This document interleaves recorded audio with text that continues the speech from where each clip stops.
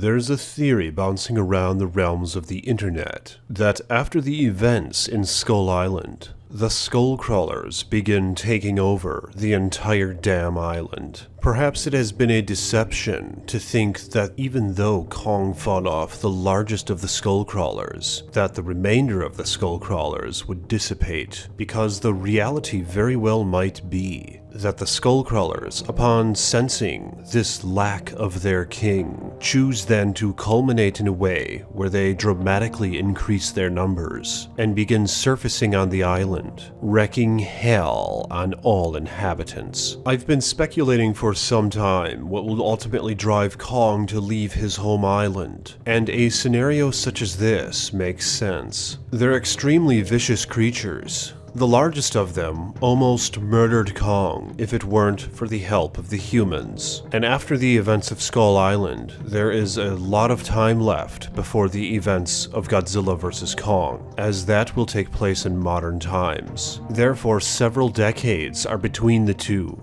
With this massive amount of time, I would see it to be a believable scenario, and the skull crawlers could very well take over the island. I imagine a scene where Kong exits the island, swims away to one near it, and in the distance gazes upon the monstrosity of what is Godzilla. The two have their first stare down, and it's all downhill from there. But toward the later part of the film, it's realized that the skull crawlers on Skull Island are a massive problem, and perhaps from this emerges another monstrous kaiju, one that could be the main nemesis of the film. But upon these acknowledgements, Godzilla and Kong choose then to team together with the aim of eradicating the skull crawler species. It would make for some awesome scenes. Kong back at his homeland, hurling these things about. Godzilla charging up his atomic breath and spewing a ray of hell at a multitude of skull crawlers, laying waste to them in great numbers. But scenes to this effect would make for a pretty epic film. And of course, something more sinister could then rise from Skull Island. It's been speculated some that Destroya will be in this film as the primary nemesis. Maybe something to that effect might occur, or Mecha King Ghidorah created by Monarch in a massive plot twist. But it's hard to say what the future might hold for these films. But nonetheless, it would be epic to see King Kong and Godzilla team together against a multitude of monsters, and this situation would perfectly set up this sort of scenario. But what do you guys think? Is there any basis in logic for such an event to occur? And could the skull crawlers be such a threat that they would affect all beings on a global scale? Let me know in the comments section below your thoughts on the matter, and like this damn video if you haven't yet.